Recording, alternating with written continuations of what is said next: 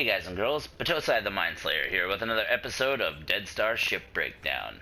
This episode will be focusing on the Quaz'l Consul. Let's begin.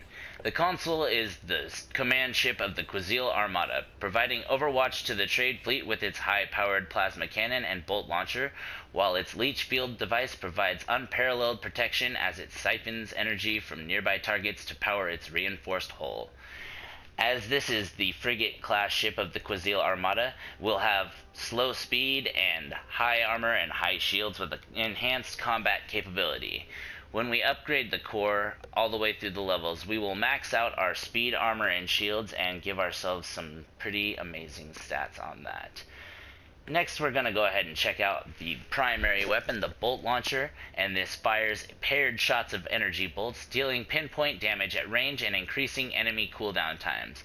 This will overheat with use, and it will overheat rather quickly, so be very careful with that and tap fire instead of holding it. Now, when you upgrade it through the levels, you will increase your damage, and you'll also increase the enemy's cooldowns, and you'll be able to maximize the increases to those all the way up at level 4 when you get the armor piercing upgrade. Next we have the plasma cannon, and that fires long range plasma with minimal homing capability. The shots leave behind a trail that burns enemy targets. I cannot stress this enough, this does not cause slowdown. So do not say that ever again. It does not cause slowdown. It's not a Warden's plasma trails. Anyway, when you upgrade this all the way through the levels, you will increase the damage done, and that does not include the damage caused by the burn. You get a 2-second burn duration with 15.45 burn damage a second. Anyway, we're going to move on to the next one, the leech field, and that activates a field around the console that can target up to 3 enemies, dealing damage and returning a portion of that damage as armor repair, and it overheat with use. Now, when you upgrade this through the levels, you'll notice a slight increase in damage, but you will not change the amount of health returned per second as armor. That will be a constant 40%, and that's pretty decent, I would say, especially if you're drawing off of 3 enemies at the same time. Finally, we have the Citadel, which creates a temporary barrier around the console, providing invulnerability to damage and status effects, and it disables the systems while in use, and that means you're not doing a whole lot of anything. You can't fight back, but it makes you invincible, but it's only temporary. So don't worry about that. And when we upgrade through the levels, you have cloak detection added on at level 2, and it'll increase your sensor's range.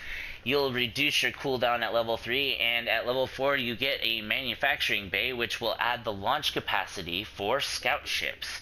And that's pretty awesome, if you ask me. Anyway, we're going to go ahead and end with some gameplay footage and my final thoughts.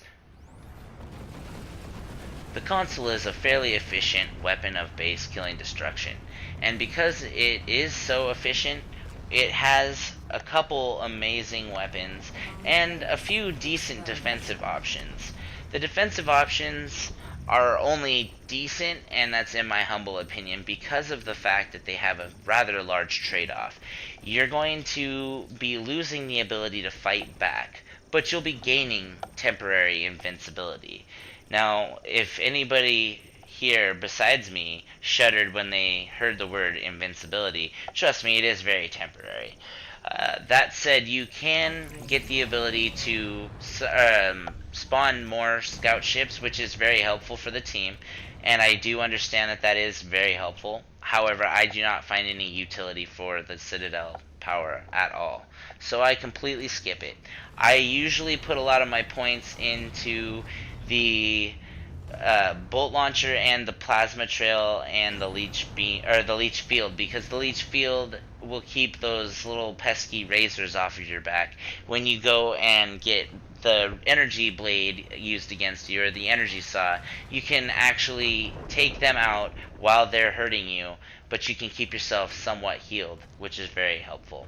That being said, that's about all I've got to say about the console. It is not overpowered as much as people think that it is, or, you know, as much as people say that it is, I should say. And if you do think so, maybe just change up your tactics. And if you need help to figure them out, let me know. I will help you guys out. Like, I'm always available to, try to help you guys figure out ways to take these guys down. And if you enjoyed this video, please leave a like, comment, and subscribe for more. And thanks again for watching. Peace.